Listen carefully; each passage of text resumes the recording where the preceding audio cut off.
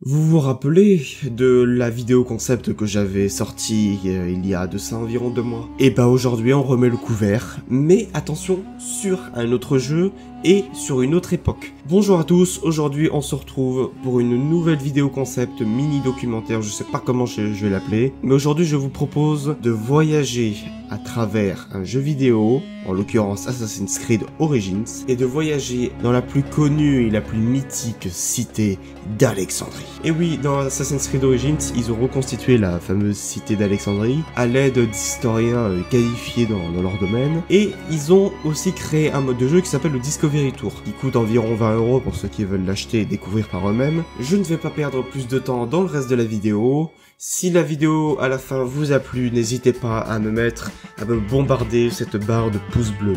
N'hésitez pas, c'est ce qui me permet à moi d'être mieux référencé par rapport à YouTube et en même temps de me montrer que vous kiffez ce type de vidéo, parce que moi déjà je le kiffe, et si en plus de ça vous le kiffez, ah ben alors là tout le monde kiffe, c'est une harmonie, c'est exceptionnel quoi. Et moi je n'ai plus qu'à vous souhaiter bon visionnage, et comme vous connaissez le mot de la fin, sur ce, c'était le hibou, pour vous servir, allez ciao.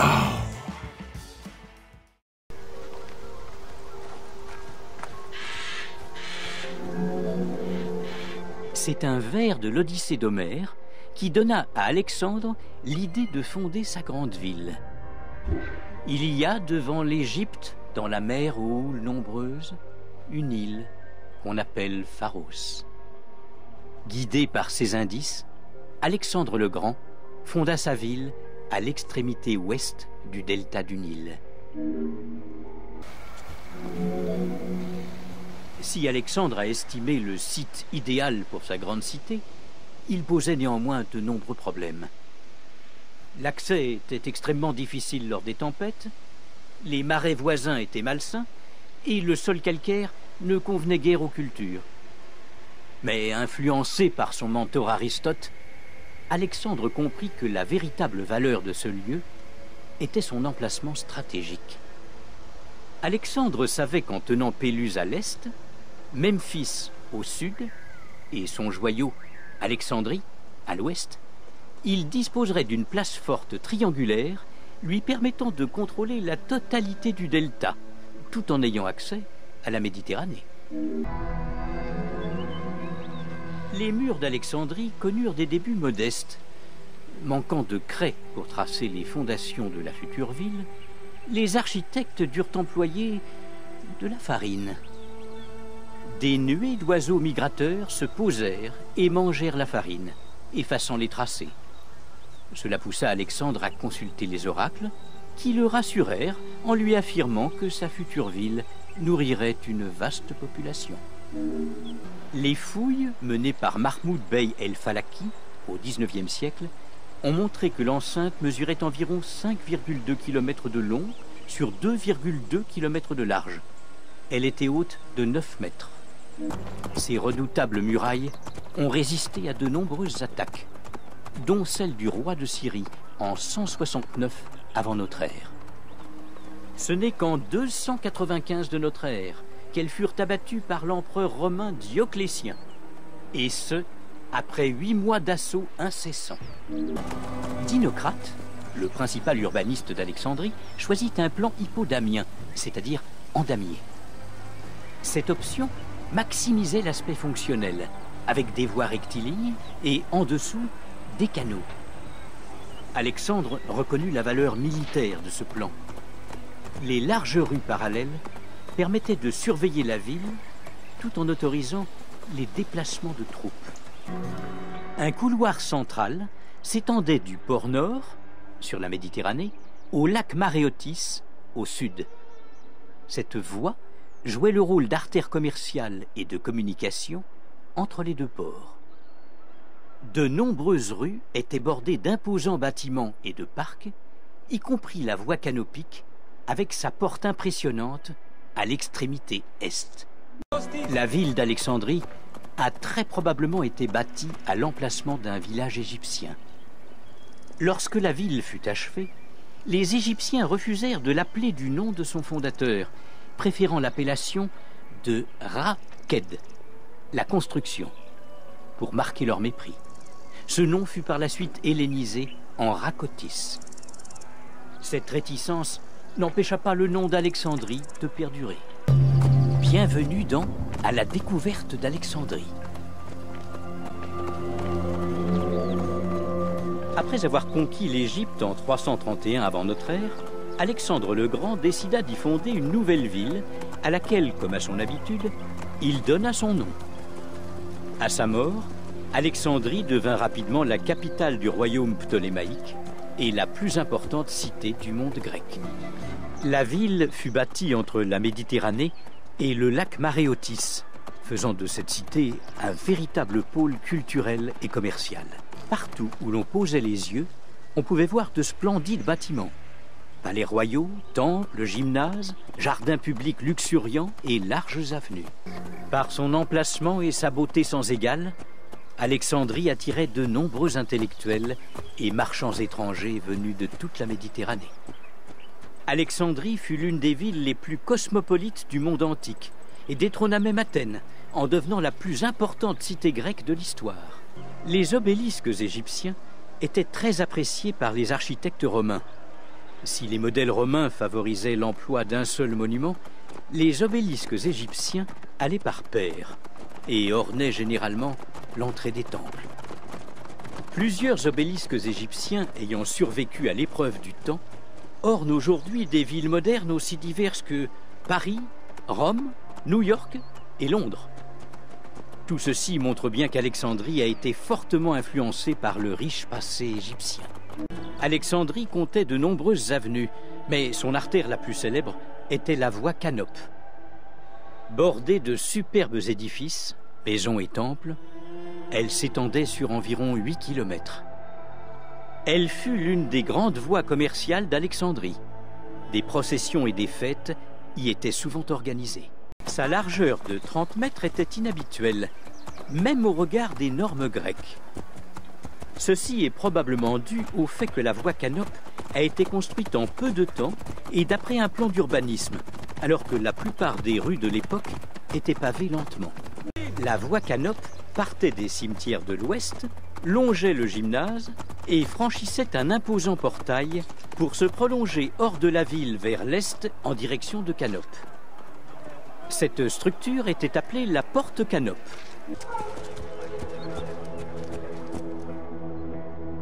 Les ports d'Alexandrie constituaient un centre commercial majeur reliant l'Égypte à tout le monde méditerranéen et même au-delà. Des quantités considérables de matières premières et de marchandises transitaient chaque jour par la ville. Le grand marché du port était appelé Emporion. C'est là que les marchandises étaient négociées par les propriétaires de navires, les nocléros. L'Égypte exportait des denrées alimentaires et des produits de l'artisanat, céramique, verre, anneaux d'or et pièces de monnaie. Les potiers locaux, qui utilisaient les techniques traditionnelles égyptiennes, concurrençaient les productions étrangères et l'activité textile était florissante. Ce que l'Égypte ne produisait pas, elle l'importait en échange de blé et de papyrus. Les importations les plus prisées étaient le pain de Syrie, le fer et le marbre des îles grecques, l'or d'Espagne et les fruits d'Europe. Ces activités commerciales contribuaient à la richesse déjà insolente de la ville. Le bois, qui arrivait au port de Maréotis depuis les installations portuaires maritimes, était utilisé dans les nombreux chantiers navals où étaient construits la plupart des bateaux égyptiens.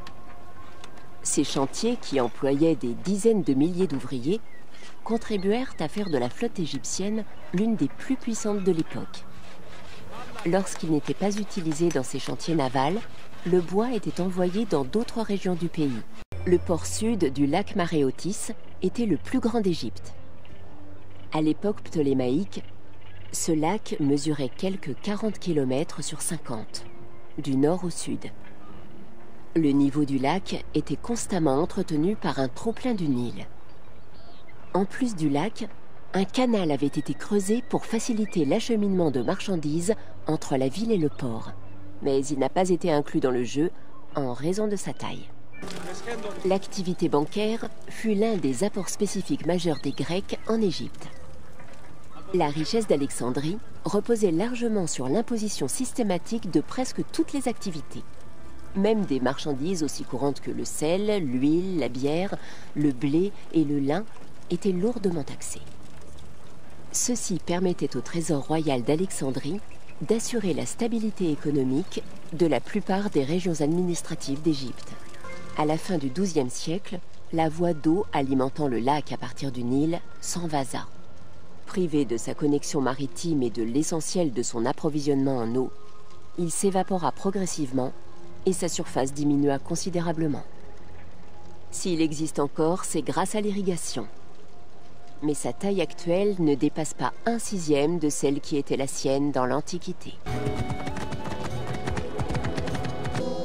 Comme la plupart des cités grecques, Alexandrie proposait de nombreux types de divertissements. La plupart étaient liés au culte, aux pratiques religieuses et aux festivités entourant ces pratiques. Les plus importantes de ces festivités étaient les célébrations dynastiques organisées en l'honneur des rois et des reines ptolémaïques déifiées. Ces célébrations, qui pouvaient durer plusieurs jours, comprenaient des sacrifices, des offrandes, des processions et des banquets publics. Des jeux et des compétitions étaient fréquemment organisés au stade, à l'hippodrome et au gymnase. Les habitants d'Alexandrie adoraient ces événements où s'affrontaient athlètes, poètes et musiciens de toute l'Égypte et du reste du monde grec. Comme toutes les grandes cités grecques, Alexandrie disposait d'un théâtre. Si l'architecture de cet édifice est de style romain, c'est parce que notre équipe a réutilisé un théâtre de sirènes. Les théâtres romains étaient généralement disposés en demi-cercle et bâtis sur une surface plane avec des structures permettant de se faire entendre. La forme des théâtres grecs se rapprochait de celle d'un fer à cheval et exploitait l'avantage que procurait la pente des collines naturelles en matière d'acoustique. L'éducation du jeune Alexandre fut très similaire à celle dispensée dans les autres régions de la Grèce antique. À l'âge de 7 ans, il fut confié à un précepteur chargé de lui dispenser des principes moraux et de lui procurer une instruction élémentaire. L'enseignement se déroulait généralement en plein air. Les élèves du gymnase pratiquaient le sport et étudiaient la rhétorique, la philosophie, la musique et la poésie. Toute discipline considérée comme indispensable à l'époque. Ici, on peut voir des garçons et des filles suivant un cours dispensé par un des rhéteurs de l'époque. Notre équipe a choisi d'inclure des élèves des deux sexes dans l'univers du jeu. Si cette présentation est contraire à la réalité historique, l'équipe a préféré privilégier dans le jeu une approche inclusive, rejetant le sexisme historique. Bienvenue dans la grande bibliothèque d'Alexandrie. La plus célèbre bibliothèque de l'Antiquité se trouvait à l'intérieur du Mouséion, près du quartier des Palais Royaux. La bibliothèque d'Alexandrie a été bâtie afin d'accueillir l'ensemble des connaissances. On estime qu'à son apogée, elle a renfermé plus de 700 000 parchemins. Au fil des siècles, les incendies et la lutte menée par les chrétiens contre le paganisme eurent raison de la bibliothèque. La disparition de ce bâtiment et plus encore de sa collection représente une perte inestimable. Aucune description n'ayant survécu, notre équipe s'est inspirée des représentations de la bibliothèque de Celsus à Éphèse. Si une large part de la collection a été acquise sur des fonds publics, la bibliothèque a aussi fait appel à d'autres méthodes.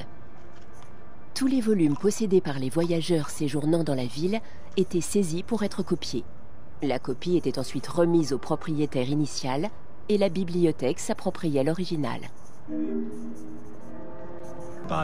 Alexandrie présentait des attraits intellectuels et culturels sans égaux. D'éminents érudits venaient d'Athènes, de Rhodes et d'autres villes grecques afin d'étudier et de s'entretenir avec d'autres penseurs. Le Mouséion et la bibliothèque furent des centres de découverte intellectuelle et d'expression créative. Les grands esprits de l'Antiquité connaissaient généralement de nombreuses disciplines, souvent associées à des écoles de pensée spécifiques.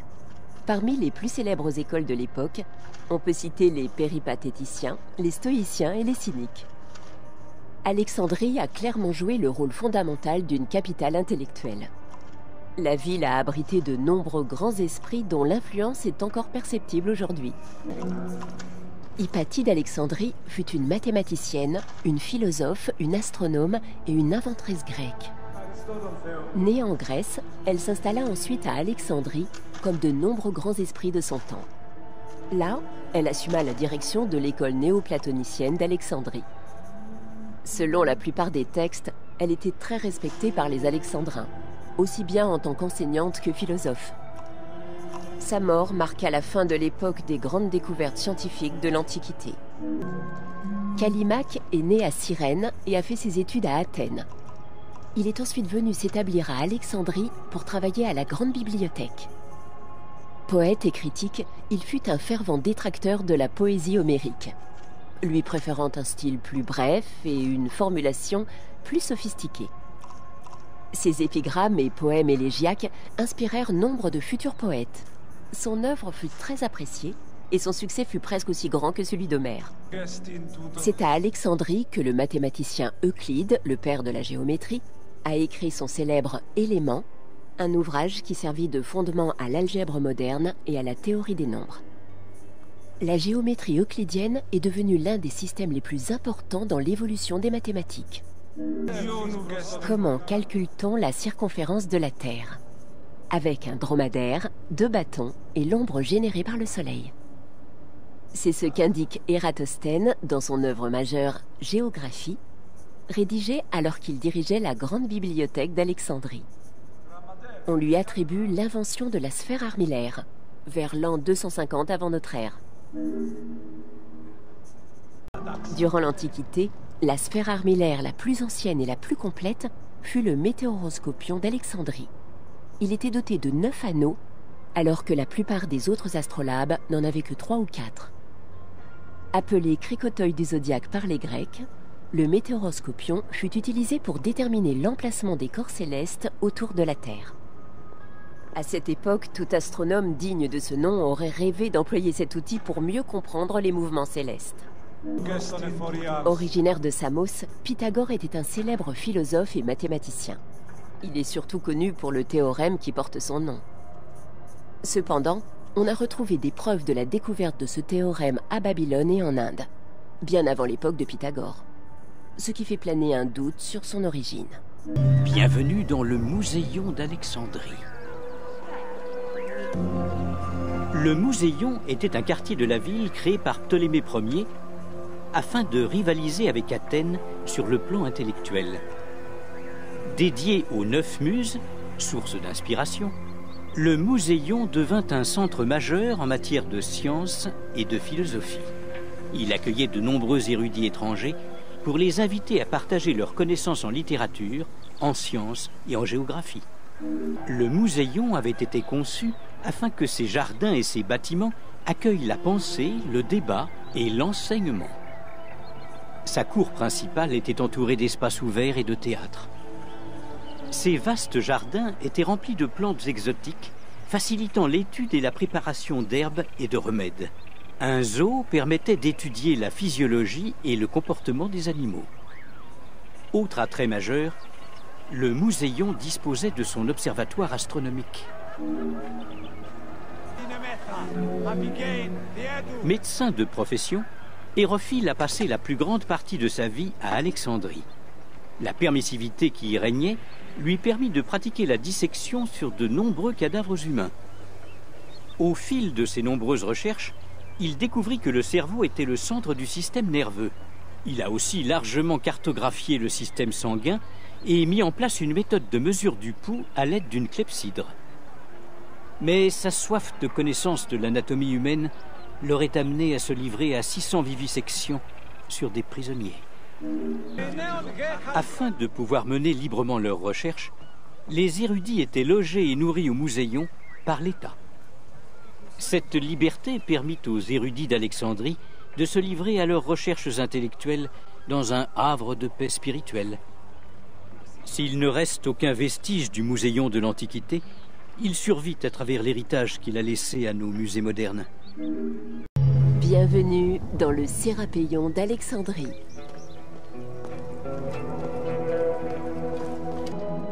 Si Alexandrie comptait de nombreuses splendeurs, le Sérapéion, dédié à Sérapis, était considéré comme son plus beau temple. Situé dans la partie sud-ouest de la ville, sur une éminence appelée l'Acropole, ce sanctuaire fut bâti à l'époque de Ptolémée III, sur des fondations remontant au règne de Ptolémée Ier Soter. Les visiteurs du Sérapéion devaient gravir une centaine de marches pour atteindre la cour. Le bâtiment carré, aux toits et aux colonnes ornées d'or et de bronze doré, était entouré de portiques qui abritaient des bibliothèques. Les pharaons se montrèrent généreux envers ce temple, de même que plusieurs empereurs romains après la conquête de l'Égypte. Un temple intérieur abritait la statue de Sérapis, dieu de la guérison. À partir de la 26e dynastie, les Grecs installés en Égypte ont progressivement intégré le culte égyptien d'Apis à leur propre rite. Avec l'instauration de la dynastie ptolémaïque, le culte d'Apis fut encore plus assimilé aux croyances grecques. Durant son règne, Ptolémée Ier décida de fusionner des dieux égyptiens et grecs en une divinité syncrétique appelée Sarapis, un nom mêlant ceux d'Osiris et d'Apis. Avec cette nouvelle divinité, la dynastie ptolémaïque parvint à lier des ensembles de croyances émanant de deux cultures distinctes pour créer un nouveau culte dynastique. Sarapis fut également associé à d'autres divinités, parmi lesquelles Asclépios ou Esculape, dieu grec de la guérison. Il est possible que, comme dans le cas du temple de Sarapis de Canope, des malades se soient rendus dans ce temple et y aient passé la nuit en espérant repartir guéris. Bienvenue dans le Panéion. Le Panéion était un temple bâti en l'honneur de Pan, divinité de la nature. Ce dieu grec, souvent dépeint comme mi-homme mi-animal, avec une barbe, des cornes et des sabots de bouc, était considéré comme le protecteur des pâtres et des troupeaux.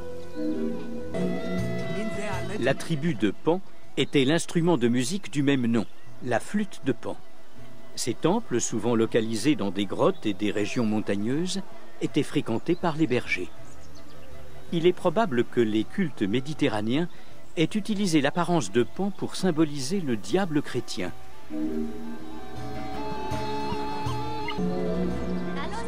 Malgré la topographie de leur ville, les Alexandrins érigèrent son temple sur une colline artificielle afin d'honorer convenablement ce dieu.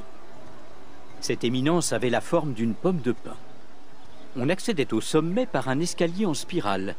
De là, on disposait d'une vue panoramique sur la ville. Un dieu des montagnes méritait bien de tels travaux.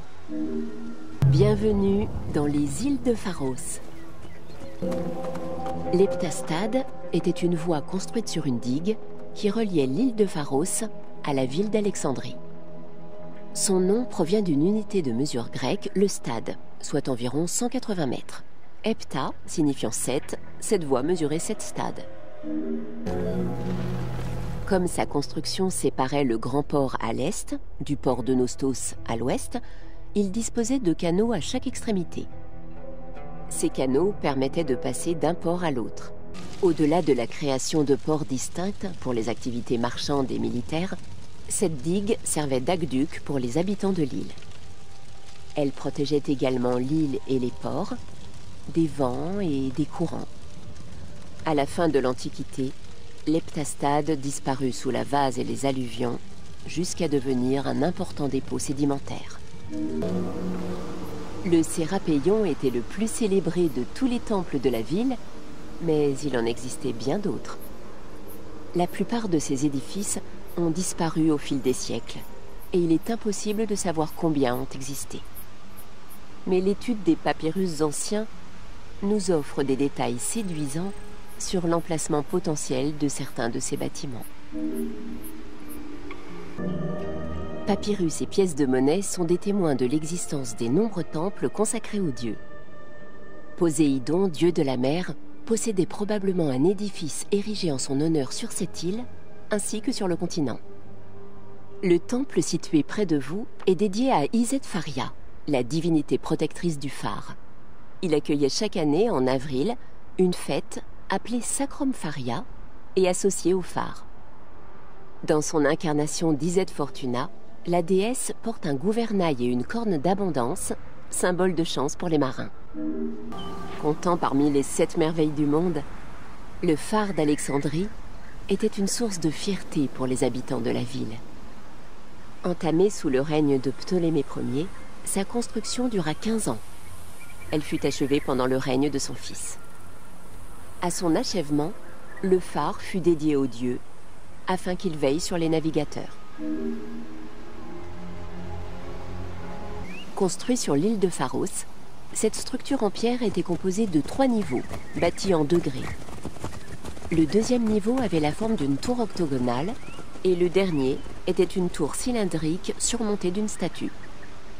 À l'intérieur se trouvaient des salles pour le personnel ainsi qu'une rampe permettant d'acheminer le combustible au niveau supérieur. Le phare était essentiel pour manœuvrer au milieu des bancs et des hauts fonds. On raconte que son feu était visible à une 50aine de kilomètres. On ignore quel était le combustible utilisé et quelle en était la consommation. Les autres détails relatifs au phare ont également été perdus.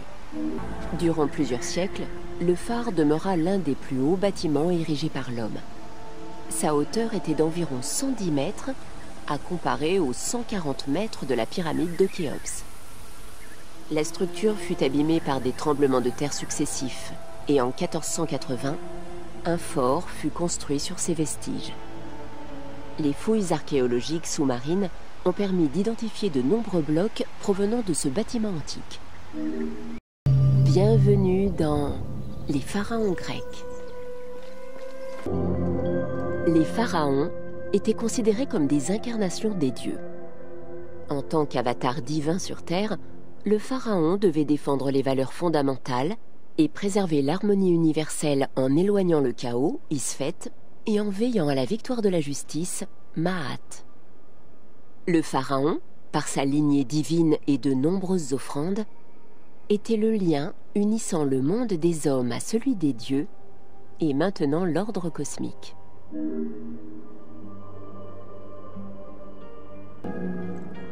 La dynastie ptolémaïque a régné sur l'Égypte de 305 à 30 avant notre ère.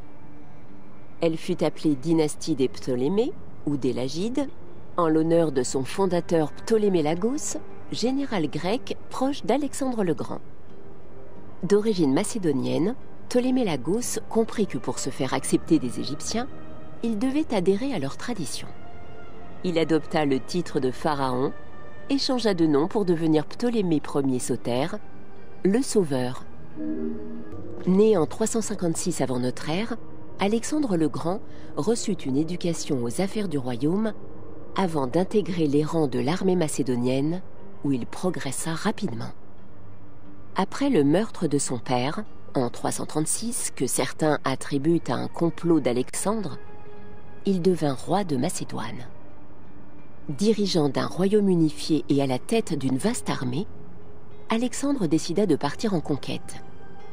Désireux de reprendre les villes grecques d'Asie mineure, il attaqua les forces perses et enchaîna les victoires.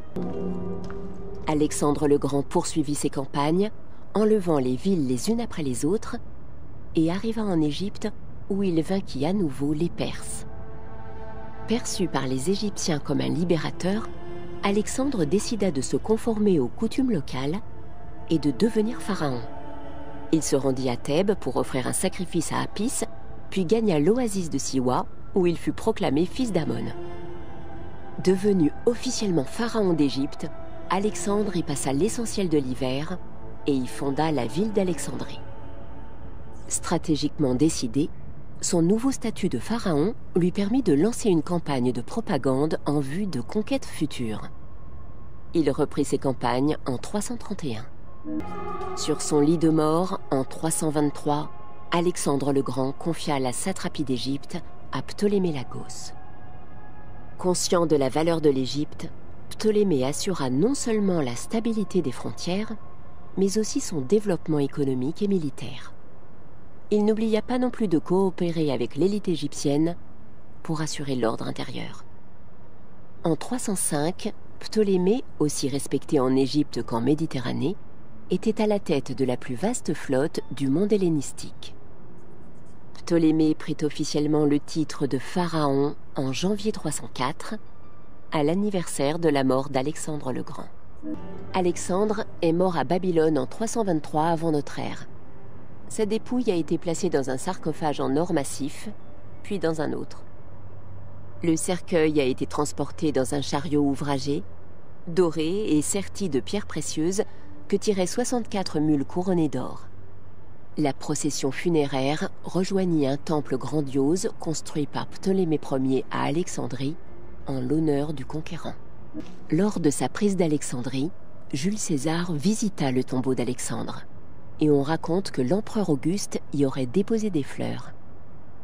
Malgré les prétendues visites de nombre de dirigeants de premier ordre, l'emplacement du tombeau est tombé dans l'oubli. Selon certains récits, le cercueil d'or aurait été remplacé par un sarcophage de verre, probablement par Ptolémée X.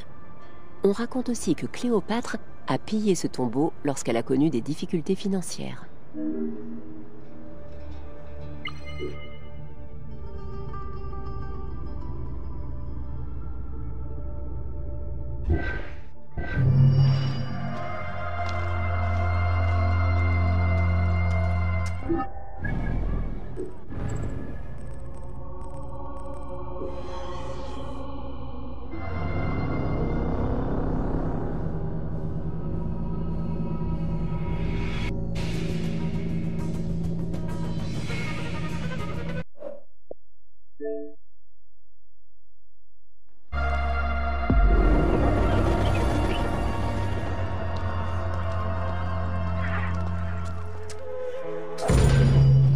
Bienvenue dans le siège d'Alexandrie. Parmi les célèbres écrits attribués à Jules César, on peut citer ses descriptions du siège d'Alexandrie, la guerre des Gaules et les commentaires sur la guerre civile. Ces textes contiennent des informations sur plusieurs campagnes: Alexandrie, la Gaule, l'Afrique et l'Espagne. Ils décrivent les activités militaires de César de 58 à 45 avant notre ère. Si les écrits de César demeurent une source d'informations majeure, leur perspective demeure néanmoins limitée. Il faut prendre en compte d'autres documents historiques pour avoir une meilleure appréciation des événements. Le siège d'Alexandrie relate des événements de la guerre civile qui ont abouti au siège subi par César dans le palais des Ptolémées. D'autres auteurs nous ont laissé des informations tout aussi précieuses, mais parfois contradictoires. Les événements qui débouchèrent sur le siège d'Alexandrie furent marqués par l'affrontement entre Cléopâtre VII et son frère pour le contrôle de l'Égypte. Le régent Pothinus, ou Poteinos, qui tenait sous sa coupe le jeune Ptolémée XIII, contraignit Cléopâtre à la clandestinité. Telle était la situation lors de l'arrivée de Pompée à Alexandrie. Battu par César en 48 avant notre ère, le général romain s'était tourné vers ses alliés égyptiens. Mais sur le conseil de Pothinus, Ptolémée XIII fit tuer Pompée dans l'espoir de s'attirer les faveurs de César. Cela se révéla être une décision des plus mal avisées. À l'arrivée de César à Alexandrie, on lui présenta la tête de Pompée. Sauf que le meurtre d'un Romain par des Égyptiens lui déplut fortement. César indiqua clairement son mécontentement et ordonna le retour de Cléopâtre, la résolution des différends dans la famille royale et la reprise de leur règne commun sur l'Égypte, conformément à la volonté de leur père. Ni Pothinus, ni Ptolémée XIII ne souhaitaient se plier à cette exigence. Derrière des courbettes de façade, Pothinus manœuvra en secret contre César et ordonna au général égyptien Achillas de faire venir ses 20 000 hommes. Tandis que Pothinus complotait contre César, Cléopâtre tentait un coup des plus audacieux. Les circonstances de la rencontre entre César et Cléopâtre varient selon les versions. Selon l'une d'elles, Cléopâtre se faufila seule de nuit dans le palais. Un autre récit affirme qu'elle était accompagnée d'un allié et qu'elle fut conduite dans le palais enroulée dans un tapis. Si les débats au sujet de cette première rencontre perdurent, on sait que Cléopâtre a bien rencontré César et qu'elle a rapidement obtenu son soutien. Dès lors, la tournure des événements déplut fortement à Pothinus et à Ptolémée XIII. Une fois en présence de Cléopâtre, César décida de jouer les médiateurs pour parvenir à une issue pacifique. Mais la situation s'envenima rapidement. À l'occasion d'un banquet célébrant la réconciliation, on tenta de tuer César. Le complot fut déjoué par le barbier du chef romain. Lorsqu'il comprit que l'attaque avait été commanditée par Pothinus, le régent du roi, César fit exécuter ce dernier, puis plaça le jeune roi sous bonne garde. Piégé dans le palais avec 4000 hommes, César savait que des forces ennemies approchaient. Il demanda alors l'aide des légions de Syrie, de Rhodes et de Cilicie. Il ordonna à ses hommes de creuser un fossé autour du palais et de construire un mur jusqu'au port. Il voulait ainsi s'assurer un accès à la mer. L'arrivée du général Achillas et de ses 20 000 hommes dans la ville marqua le début de la bataille d'Alexandrie. En raison de son infériorité numérique, César ne put mener immédiatement bataille. Il dépêcha des ambassadeurs à Achillas au nom de Ptolémée afin de proposer une trêve. Achillas savait que les ordres n'émanaient pas du jeune roi. Furieux de l'emprisonnement du jeune souverain, il fit tuer les émissaires. Alors que César était toujours confiné dans le palais, Achillas plaça ses troupes tout autour de la ville. Des escarmouches éclatèrent dans les rues d'Alexandrie et se poursuivirent durant plusieurs jours et plusieurs nuits. Malgré leur infériorité numérique, les troupes de César parvinrent à contenir l'ennemi, ce qui poussa Achillas à changer d'approche et à tenter de capturer la flotte romaine qui mouillait dans le port. Si le palais offrait une assez bonne protection, la perte du port coupait court au ravitaillement et à l'arrivée de renforts. César savait qu'il devait protéger la flotte. Ses troupes parvinrent à reprendre le contrôle du port, mais César savait qu'il ne pourrait pas le conserver éternellement. César ordonna alors de brûler ses vaisseaux. Puis, comme le chemin du palais était bloqué par l'ennemi, il se dirigea vers le phare d'Alexandrie. Les hommes de César ouvrirent un passage à travers les rangs égyptiens et finirent par atteindre l'île de Pharos. Là, ils se réfugièrent dans le phare. Disposant désormais d'un accès facile à la mer, César put envoyer des messages à ses alliés pour réclamer des renforts et du ravitaillement. Le fort de l'île lui permit également de contrôler l'accès au port grâce aux chaînes employées par les Égyptiens pour gérer le trafic maritime avec les quais d'Alexandrie. La chronologie exacte des événements de la guerre d'Alexandrie demeure imprécise. Les récits se contredisent sur la date et les circonstances de l'incendie de la grande bibliothèque. Selon un témoignage, les quais et les entrepôts furent incendiés pendant les combats et le feu se propagea à la bibliothèque.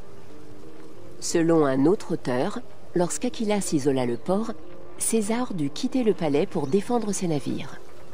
Pendant que les deux camps s'affrontaient dans le port, les navires prirent feu et l'incendie s'étendit à la bibliothèque. Quoi qu'il en soit, la grande bibliothèque ne fut pas entièrement détruite.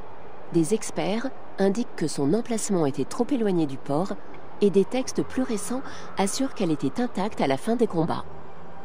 Les entrepôts qui bordaient le port abritaient des copies de manuscrits attendant d'être exportés. Il est fort probable que ce soient ces documents qui aient été détruits, et non la bibliothèque elle-même.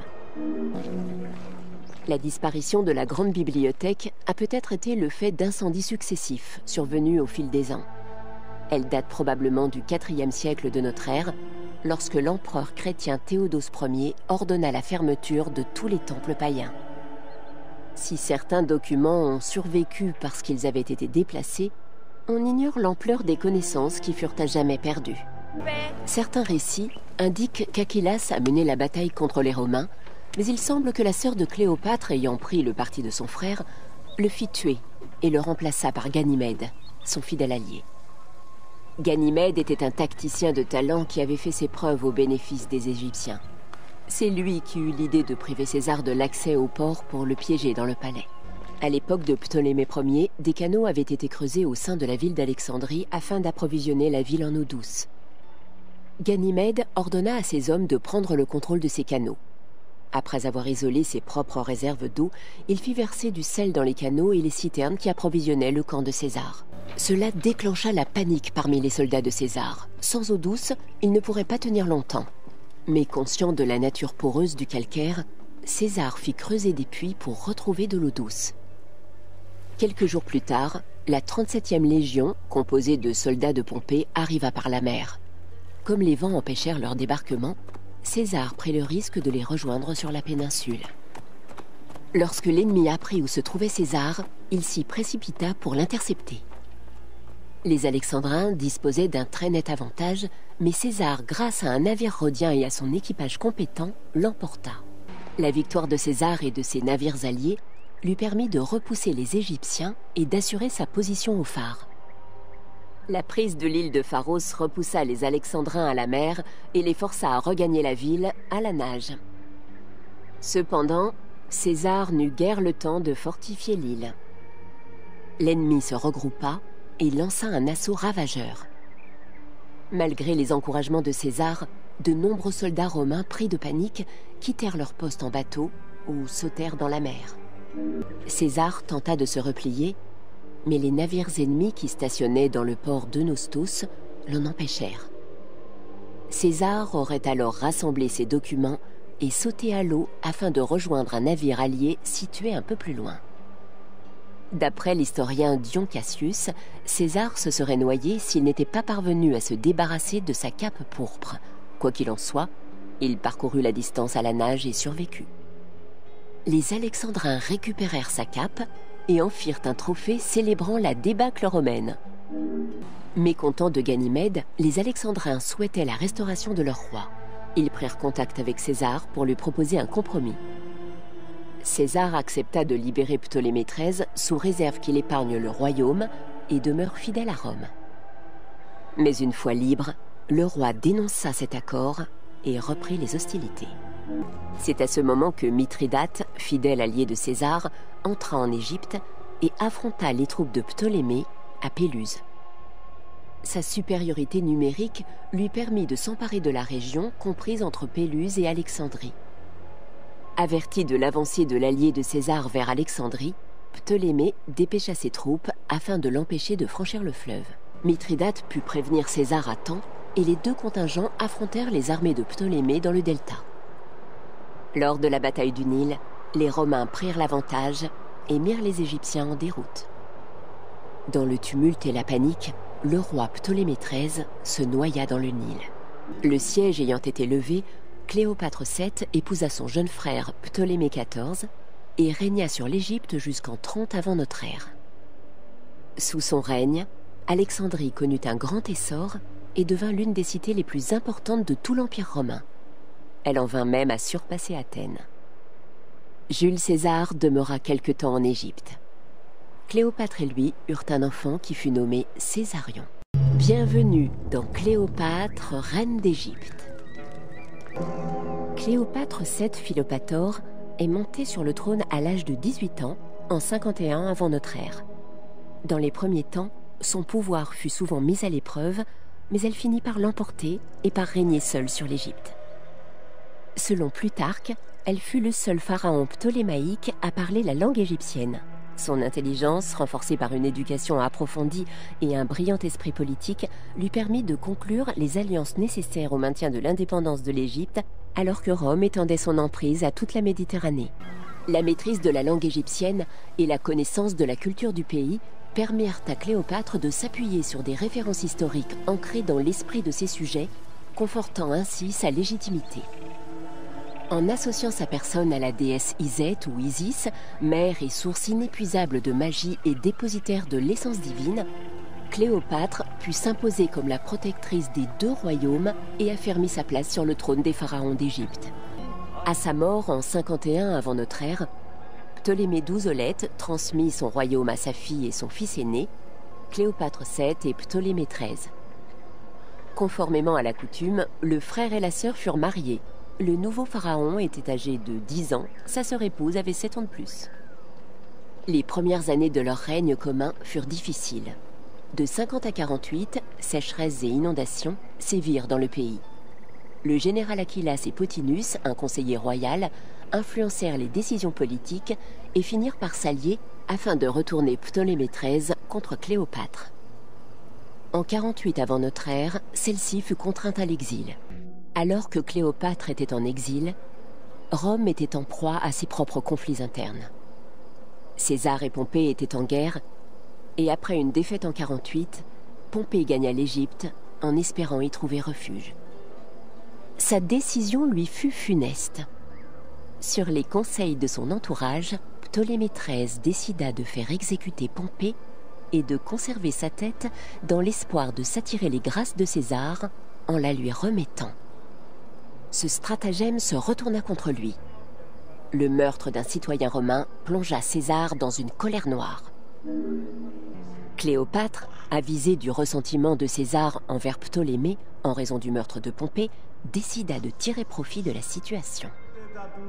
Elle regagna en secret l'Égypte afin de tenter de conclure une alliance avec l'un des hommes les plus puissants de l'époque. Au-delà de la légende selon laquelle elle aurait été amenée à César roulée dans un tapis, nul ne sait ce qui s'est exactement passé lors de leur rencontre. Mais César vit en Cléopâtre un dirigeant plus conforme à ses intérêts que son jeune frère trop influençable. S'appuyant sur le testament de Ptolémée XII, César tenta de rétablir l'entente entre le frère et la sœur. La tournure des événements fit enrager Ptolémée XIII et le retour de Cléopâtre ne plut pas davantage à ses conseillers. Poussé par Pothinus et par le général Achillas, le jeune pharaon monta un complot contre César et Cléopâtre qui déboucha sur le siège d'Alexandrie en 47. En mars 47, César vainquit les forces de Ptolémée XIII. Fuyant le champ de bataille, le pharaon se noya dans les eaux du Nil. Ses adversaires étant morts ou vaincus, Cléopâtre épousa son autre jeune frère, Ptolémée XIV, et s'empara enfin du trône d'Égypte. La fin de la guerre d'Alexandrie cimenta également l'alliance politique et plus intime entre César et Cléopâtre. Peu après, Cléopâtre donna naissance à un fils qu'elle appela Césarion, mais Jules César ne fit pas de cet enfant son héritier et lui préféra Octave, son neveu. Néanmoins, à son retour à Rome, César invita la reine et son frère époux à séjourner dans la ville. Mais sa présence fut fortement désapprouvée par le Sénat. Fort de son expérience en matière militaire, César décida de laisser 4 légions en Égypte et de confier les affaires du royaume à un homme de confiance. Ceci assura l'approvisionnement en grains vital pour Rome. Cléopâtre et sa suite demeurèrent à Rome jusqu'au meurtre de César, en mars 44. Le plus fidèle allié de César, Marc-Antoine, rendit souvent visite à la reine d'Égypte pendant son séjour à Rome. Contrairement à beaucoup de ses contemporains, il reconnaissait la légitimité du fils naturel de César. Antoine savait qu'il aurait besoin des richesses de l'Égypte pour s'opposer à Octave et diriger Rome. Cléopâtre, de son côté, vit en lui un puissant allié. Durant l'hiver 41, elle organisa une somptueuse visite de l'Égypte en bateau afin de montrer à Antoine les richesses de son pays et le pouvoir qu'elle détenait. Il s'ensuivit une relation politique et intime, ce qui déclencha de nouveau les foudres du Sénat romain. Afin de calmer les esprits, Antoine épousa Octavia, la sœur d'Octave. Malgré son mariage à Octavia, Antoine demeura l'amant de Cléopâtre et ils eurent ensemble plusieurs enfants. Cléopâtre étendit le territoire de son royaume et, en compagnie de son amant, entama une campagne de propagande dans le pays et au-delà. Son intention était de créer un empire fédéral ptolémaïque dont le centre serait Alexandrie. Aux grandes dames de l'élite romaine, Antoine finit par répudier son épouse au profit de Cléopâtre. Mais tandis que l'attention d'Antoine était concentrée sur l'Égypte, Octave parvint à prendre l'ascendant politique et militaire sur lui à Rome.